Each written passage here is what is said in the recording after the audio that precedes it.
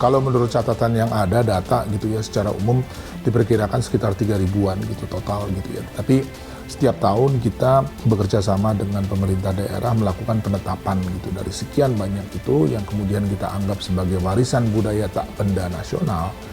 Itu ya mana saja gitu, dan sampai 2024 ini sekarang sudah ada 402 yang ditetapkan sebagai warisan budaya tak benda tingkat nasional. Oh banyak sekali ya, Tortor Sumatera Utara, Sedati dan juga Saman ya di Aceh, kemudian Seblang Jawa Timur, di Bali ada 3 genre tari Bali, jadi praktis dari seluruh Indonesia itu adanya ya.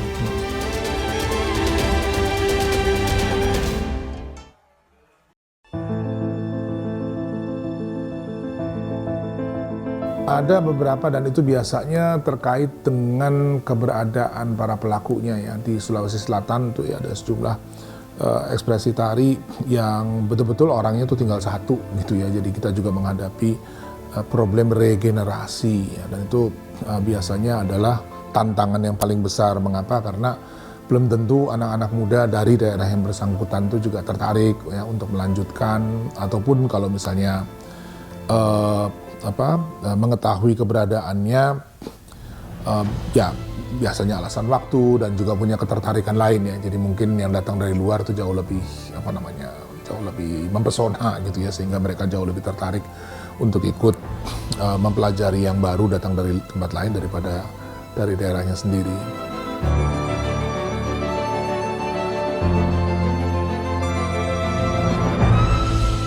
Ada kohesi sosial di dalam masyarakat. Nah, fungsi-fungsi seperti ini kalau seandainya tari tradisional itu berkurang atau menghilang, ya tentu kerugian buat kita ya, karena mekanisme untuk menjembatani perbedaan misalnya dalam satu masyarakat itu seringkali menggunakan ekspresi tari seperti itu gitu. Jadi kegunaan atau kenapa kita harus melestarikan tari itu lebih dari sekedar mempertahankan keindahan gitu ya, dia punya fungsi sosial yang juga tidak kecil gitu.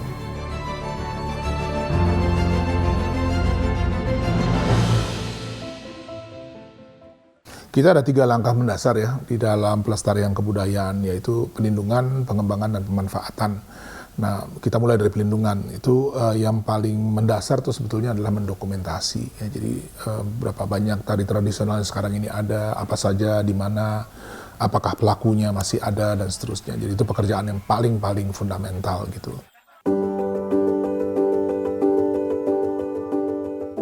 Ya, sanggar-sanggar ini adalah ujung tombak ya dari pemajuan kebudayaan, dan kita tentu berharap kolaborasi dari semua pihak nih ya, karena kebudayaan ini kan bukan hanya urusannya kementerian ya. Ada pemerintah daerah di sana, ada dunia usaha, ada masyarakat gitu. Jadi yang diperlukan sekarang itu sebetulnya adalah semacam gotong royong kebudayaan gitu ya, untuk memastikan bahwa teman-teman kita, para penari tradisional, sanggar-sanggar yang ada di ujung tombaknya pemajuan kebudayaan bisa terus ya berkegiatan, dan mudah-mudahan juga membawa dampak bagi pemajuan kebudayaan secara umum.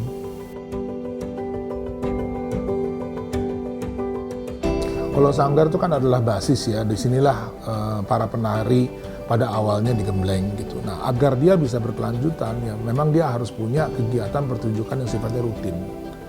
Ya, dan itu berulang kali kita juga minta ya dengan teman-teman di pemerintah daerah, karena biasanya kan sanggar-sanggar itu adanya di sana gitu ya. Untuk coba berkomunikasi dengan Taman Budaya, bahkan dengan pemerintah daerah sendiri gitu ya, untuk membuat apa yang disebut resident show gitu ya. Jadi ada tari-tari tertentu dari daerah yang memang dianggap menonjol, pelakunya banyak, dan kemudian punya value yang tinggi, bisa ditampilkan secara rutin gitu ya. Dan itu nantinya kita harapkan menjadi basis ya bagi keberlanjutannya itu. Sekarang kadang-kadang kita susah, kita masuk ke satu daerah sudah ditetapkan jadi warisan budaya tak benda nasional bahkan gitu ya, pelakunya juga ada, tetapi karena nggak ada orang yang mengundang untuk tampil, tidak ada kegiatan-kegiatan yang memerlukan kehadiran mereka, jadi pengenalan masyarakat dan jaraknya juga selama makin lama makin jauh.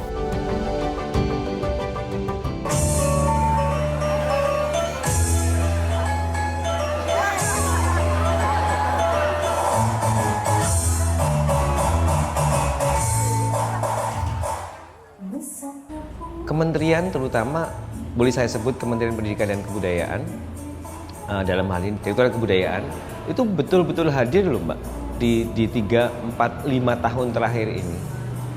Kementerian Pariwisata juga betul-betul hadir sebetulnya dengan bantuan fasilitasinya, bumper dan lain sebagainya, banyak memberikan keleluasaan untuk open call, pembuatan proposal gitu.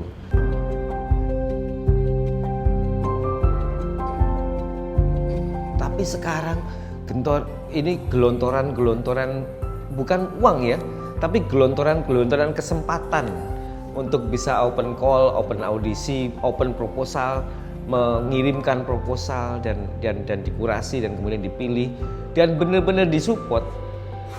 Itu terjadi 5 tahun terakhir yang saya rasakan. Kementerian Pendidikan Kebudayaan, Kemdikti, Direktorat Kebudayaan.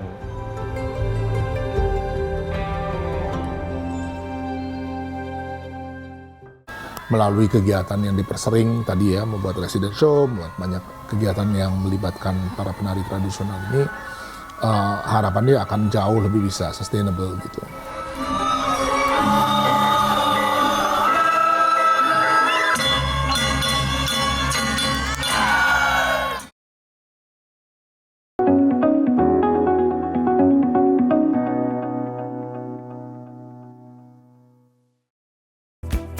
Saya Yom Sagita mengucapkan selamat mengudara Jawa Post TV di Pulau Bali. Semoga Jawa Post TV dapat memberikan tambahan informasi dan hiburan untuk masyarakat Bali. Jaya terus Jawa Post TV.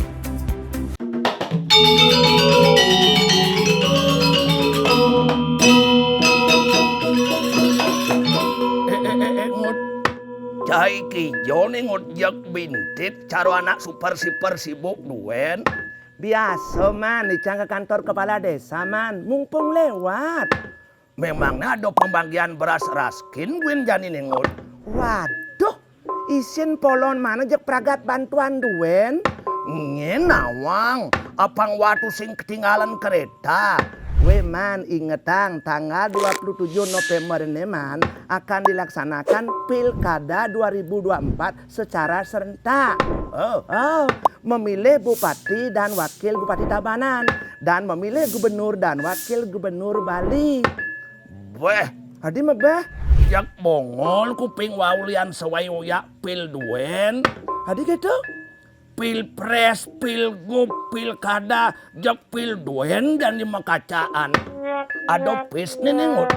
Yang sing adopis nih wajak golput duen bojani. Nah, justru dalam pilkada ini man kita menghindari yang namanya politik. Apang betul-betul terpilih pemimpin yang berkualitas, bukan pemimpin karena uang. Oke, wah, Suboyo terdaftar dari pemilih tetap nengut. Gampang jani man, gumi Subo canggih. Jak klik doen di Google, cek dpt.online.kpu.go.id. Tur ingetang, apa? Pilkada Tabanan 2024 pasti nyoblos. Pemilih cerdas memilih pemimpin yang berkualitas. Ingat, satu suara menentukan masa depan pembangunan wilayah di Kabupaten Tabanan dan Provinsi Bali. Jangan golput.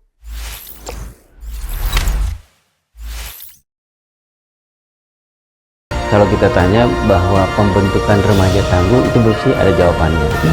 Kondisi ini bisa dikatakan hampir menyeluruh ya. Belum.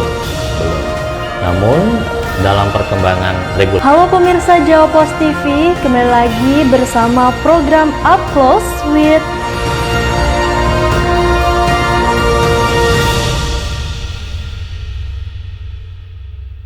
Oke, saya Imade Bololot mengucapkan selamat mengudaranya Jawa Post TV di Bali. Semoga Jawa Post TV bisa memberikan tambahan informasi yang lebih akurat dan segala bentuk macam pemberitaan yang kita butuhkan. Oke, selamat, jaya selalu Jawa Post TV. Diakuinya Candi Borobudur sebagai situs warisan budaya dunia oleh UNESCO menjadi poin penting. Penyelenggara pemilu juga menjadi sorotan, terutama untuk memastikan kepercayaan masyarakat terhadap Bisa kita interpretasi diinterpretasikan sebagai adegan bela diri yang saling menjadi. Ini yang menjadikan berbeda. Artinya ketika kita mendidik anak-anak,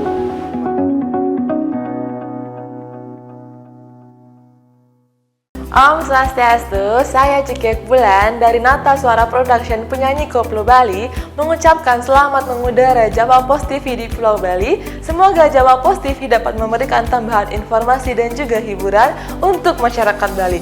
Jaya terus Jawa Pos TV Bali. Suksema!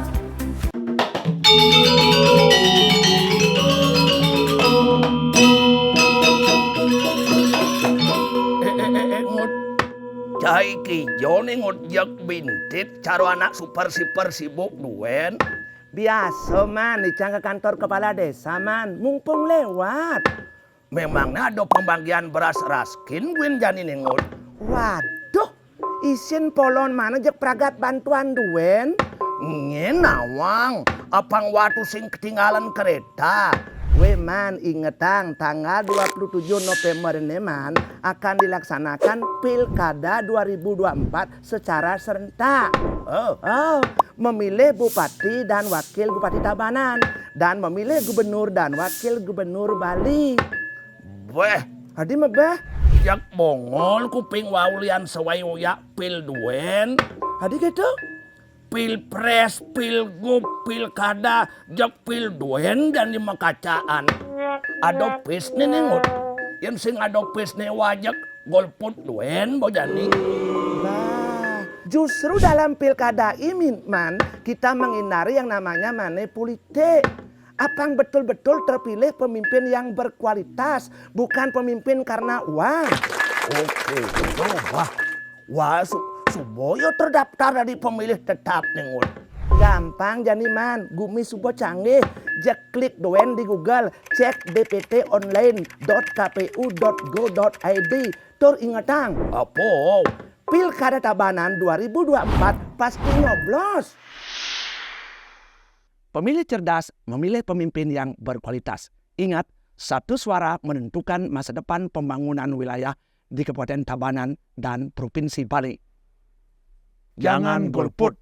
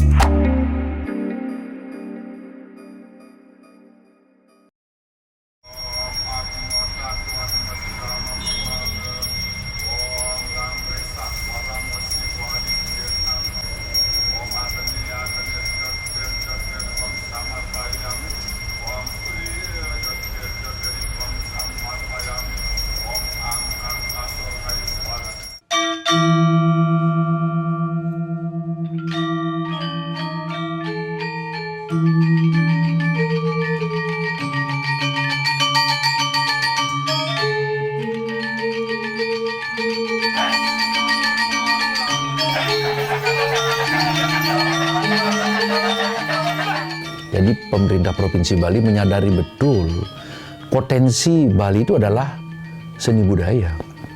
Salah satunya seni tari.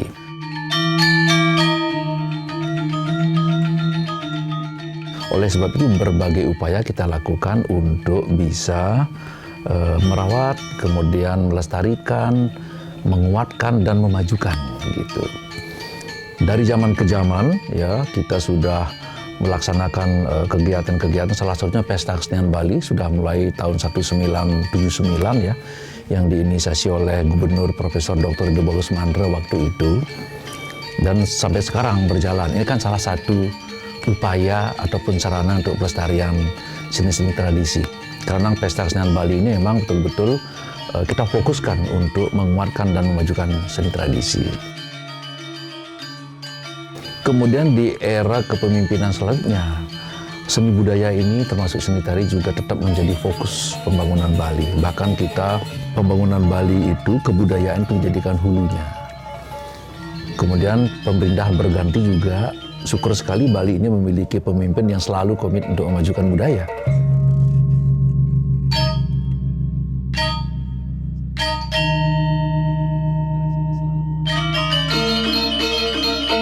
Yang diusulkan itu kan ada 3 genre ya. Ada genre seni wali atau tari wali, ada genre seni bali-balihan atau tari bali-balihan, dan ada genre seni bebali.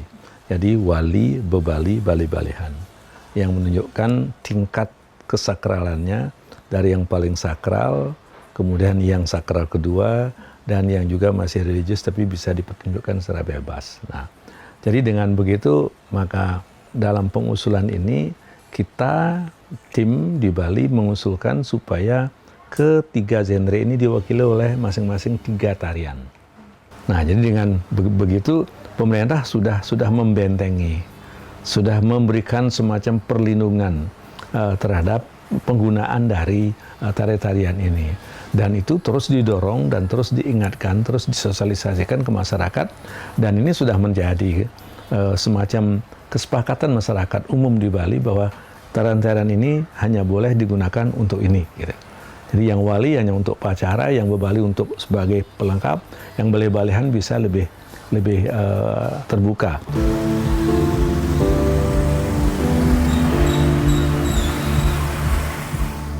Kemudian jangan lupa, di Provinsi Bali ini ada 2 desa, namanya Desa Dinas dan Desa Adat. Desa Adat ini salah satu lokus kegiatannya adalah pelestarian budaya. Jadi di sana banyak ada upacara-upacara ritual, yang di dalam upacara ritual itu juga wajib mementaskan tari-tari tradisi. Desa Adat ini kita kuatkan. Pemprov Bali menerbitkan Perda nomor 4 tahun 2019 tentang Desa Adat di Bali. Jadi dengan Perda ini, Desa Adat memang benar-benar kita kuatkan. Selain ada Desa Dinas. Di Bali itu ada 1.500 Desa Adat. Lebih banyak daripada Desa Dinasnya.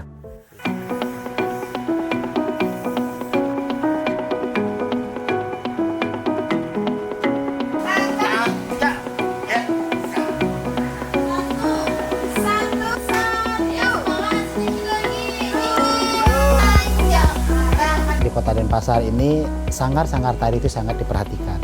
Sangat diperhatikan, barangkali tujuannya adalah untuk kita bisa berkolaborasi. Seperti misalnya waktu pembukaan Pesta Kesenian Bali.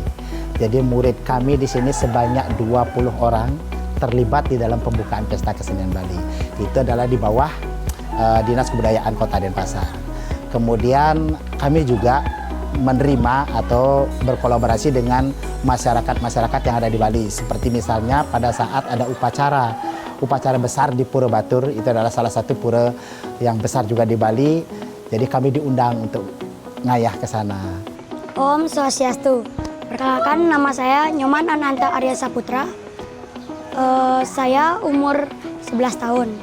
Saya kelas 6. Asal saya dari Kelungkung. Saya suka menari sejak umur 5 tahun. Karena saya melihat kakak saya menari dan ingin mencobanya. Om Swastiastu, perkenalkan nama saya Imade Luhur Aditya Mahaputra. Bisa dipanggil Luhur. Tempat saya tinggal di Denpasar. Umur saya 9 tahun. Dan saya hobinya nari. Teman-teman, ayo kita tetap melestarikan budaya Bali supaya Bali semakin menjayakan Indonesia.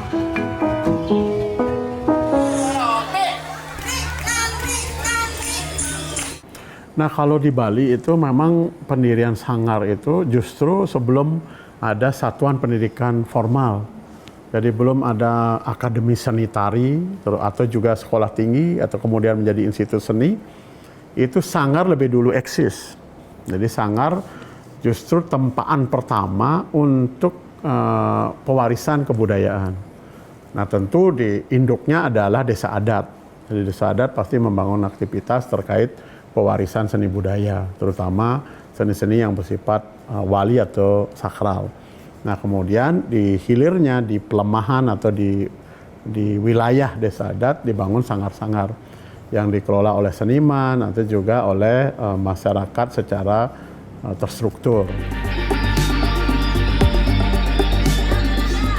Nah, jadi pemerintah tentu kami bagian dari pemerintah ya harus terus berkomitmen bahwa melestarikan tarian Nusantara itu tidak hanya melestarikan tariannya semata, tapi di sana ada nilai-nilai. Jadi nilai-nilai yang luhur, nilai-nilai yang mencerminkan kepribadian bangsa. Kalau kita abai, jadi tarian kita hilang, terus kemudian kita merayakan tarian yang datang entah dari mana, artinya pula kita secara sengaja membiarkan kita hidup, kita berdiri tanpa karakter. Nah, untuk itu harus kita bangun komitmen lahir batin untuk tetap memajukan tarian Nusantara sebagai karakter bangsa, sebagai wahana pemersatu.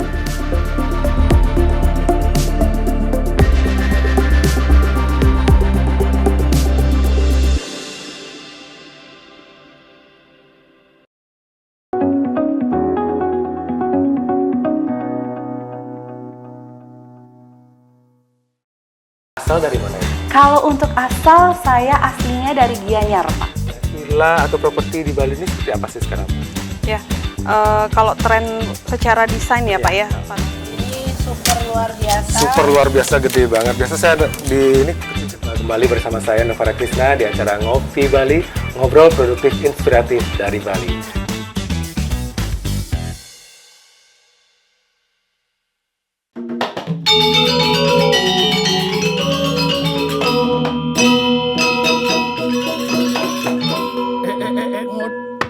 Jaiki jone ngojek bintit caro anak super sibuk duen. Biasa man dicang ke kantor kepala desa man, mumpung lewat. Memangnya ada pembagian beras raskin guin jani nengot. Waduh, isin polon mana jek pragat bantuan duen. Ngenawang, apang waktu sing ketinggalan kereta. We man ingetang tanggal 27 November ini man akan dilaksanakan Pilkada 2024 secara serentak. Memilih Bupati dan Wakil Bupati Tabanan dan memilih Gubernur dan Wakil Gubernur Bali. Weh, hadi mebeh jak bongol kuping waulian sewayoya pil duen. Hadi gitu. Pilpres, pilgub, pilkada, jak pil duen dan lima kacaan. Adopis nih nengut. Yang sing adopis nih wajak golput duen bojani.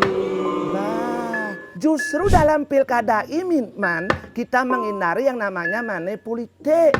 Apang betul-betul terpilih pemimpin yang berkualitas, bukan pemimpin karena uang.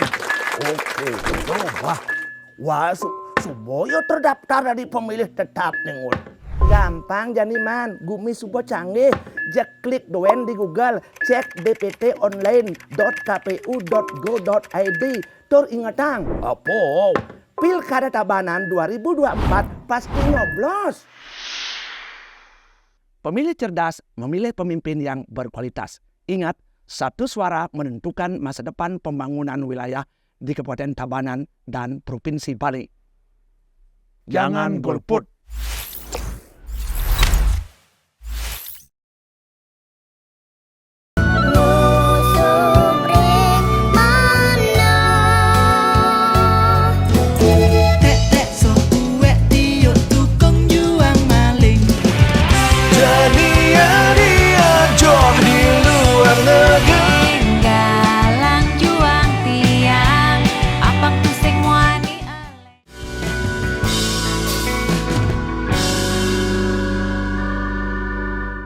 Halo, saya Cika dari Frontera Hospitality Service mengucapkan selamat mengudara Jawa Post TV di Pulau Bali.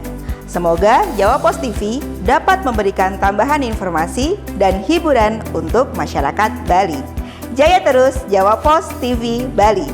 Diakuinya Candi Borobudur sebagai situs warisan budaya dunia oleh UNESCO menjadi poin penting penyelenggara pemilu juga menjadi sorotan, terutama untuk memastikan kepercayaan masyarakat terhadap bisa kita interpretasikan sebagai adegan bela diri yang saling menjadi. Ini yang menjadikan berbeda. Artinya ketika kita mendidik anak-anak,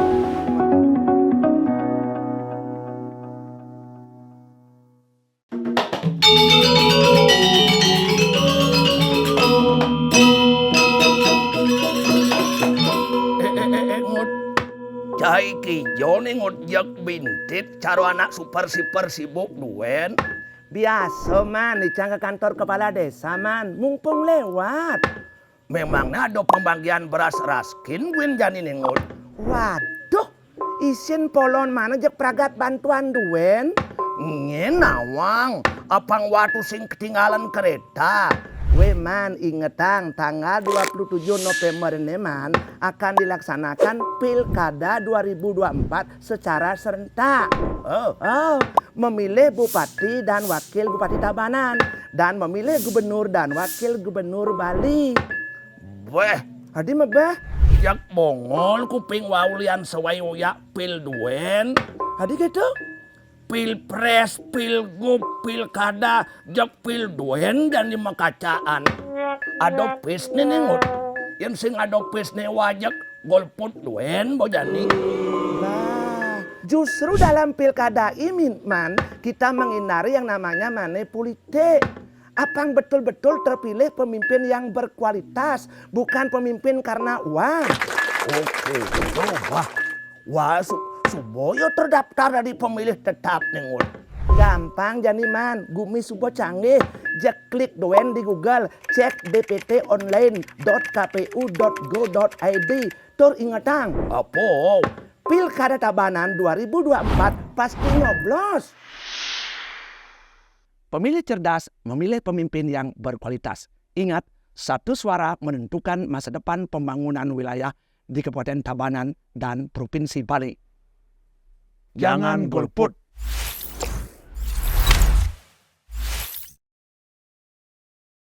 Perhubungan Budi Karya Sumadi usai rapat terbatas evaluasi Stasiun Pasar Kombes Pol Wisnu Prabowo menjelaskan pelaku pembunuhan berinisial AAR menyerahkan diri setelah membuat ikan air tawar yang didominasi jenis ikan koi. Saksikan Beranda Nusantara setiap Senin hingga Sabtu pukul 11 waktu Indonesia bagian tengah hanya di Jawa Post TV Bali.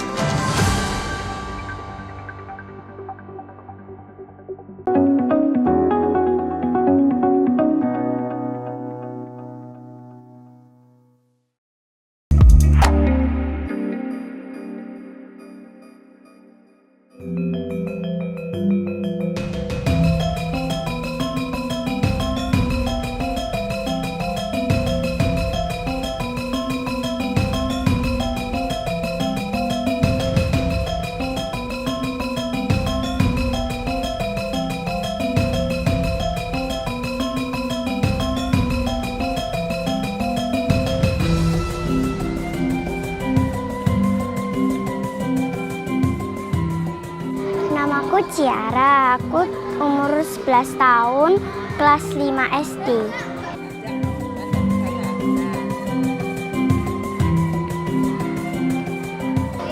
Alasannya aku suka menari karena tarinya itu indah. Tarian tradisionalnya juga bagus, jadi aku juga suka nari, makanya itu aku ikut sanggar di sini.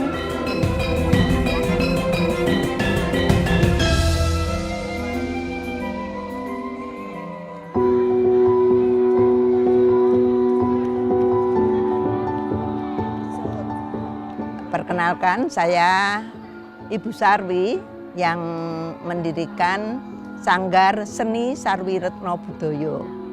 Pada tahun 1974, saya mendirikan seni tari karena saya bisa menari. Kalau tidak saya tularkan sama anak-anak, hati saya tidak rela karena sekarang kita harus mempunyai tari kesenian Jawa supaya anak-anak bisa menari dan harus menyenangi dengan tari tradisi kita. Kalau tidak anak-anak terus siapa lagi?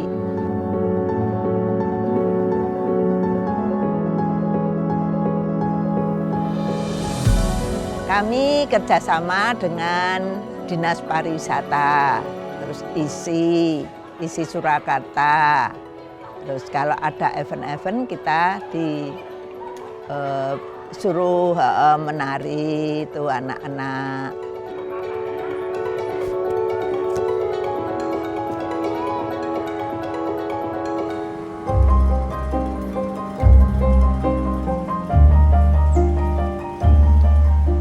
Tarian tradisi yang terancam punah. Saya pikir di sini alhamdulillah masih terjaga semua Kak tarian.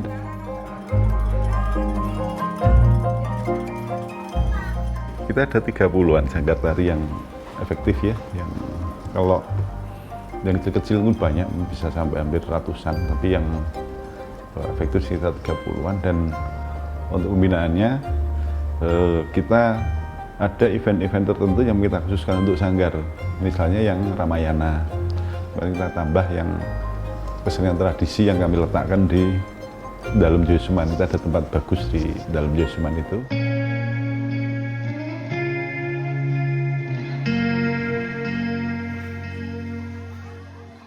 Itu kita kolaborasikan, kita beri satu event, kemudian kita promosikan. Kemudian hal-hal yang membuat mahal, misalnya soal gamelannya, soal pakaiannya, kita sedikit banyak ada bantuan-bantuan untuk kegiatan-kegiatan itu. Itu yang bisa menjadikan ekosistem itu berjalan.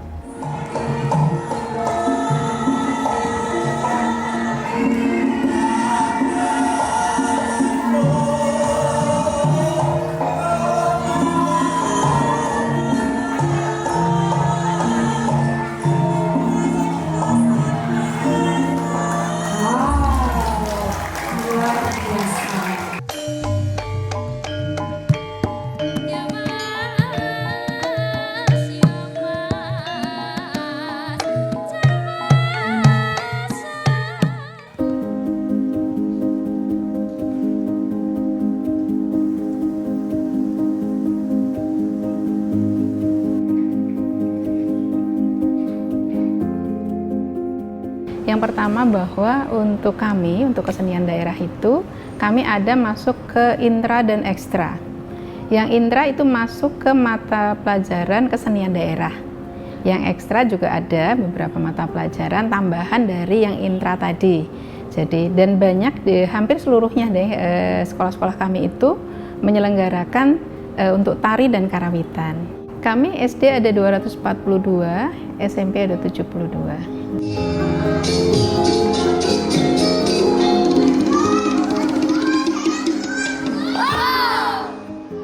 Hampir semua kegiatan-kegiatan event yang dilakukan oleh dinas-dinas di lingkungan pemerintah Kota Surakarta, untuk pembukaannya itu pasti melibatkan anak-anak kami untuk tarian-tariannya. Beberapa event yang besar pun juga sama, termasuk sekarang kami punya gedung wayang orang ya, itu pun memberikan kesempatan anak-anak untuk menikmati dan juga ikut berkolaborasi di dalamnya, dan itu diberi waktu oleh Dinas Kesenian, Dinas Pariwisata. Jadi artinya kami tidak bekerja sendiri, satu pemerintah Kota Surakarta berkolaborasi untuk kesenian daerah ini tidak hilang, dimulai dari anak-anak sekolah.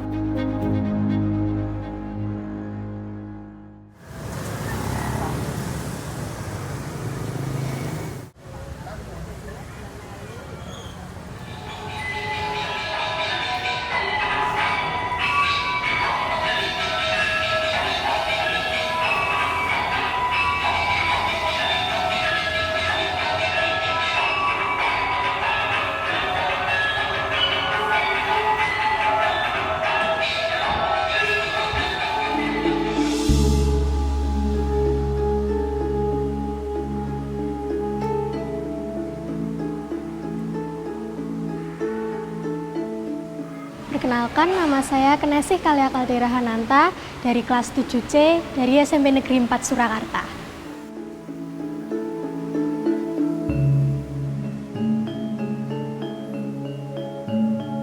Jadi dalam mata pelajaran menari ini kita juga nggak cuma belajar tarian-tarian aja, tapi kita juga tahu nih sejarah-sejarahnya, terus cerita tariannya tuh apa gitu, gerakan-gerakan dasarnya nari itu juga kita tahu. Kita belajar juga di situ.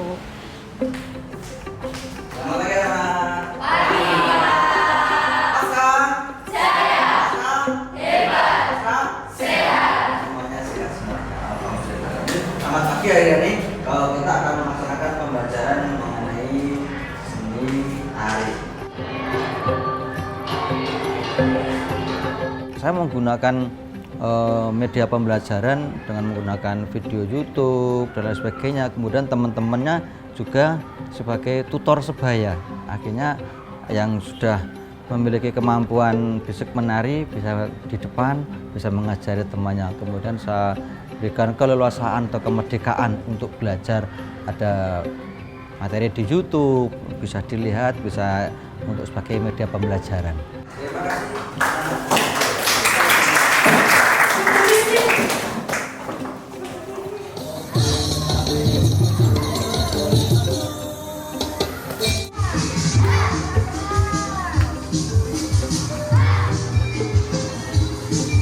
Di dalam kurikulum Merdeka, kami juga mengangkat untuk ekstrakurikulernya dengan kebudayaan di daerah kita, yaitu di Kota Surakarta.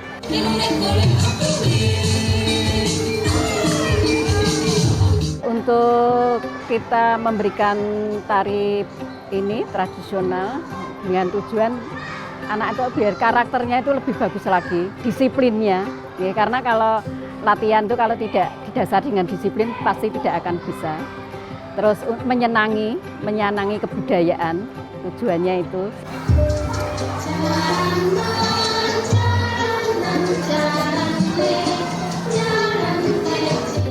Supaya bisa melestarikan kebudayaan.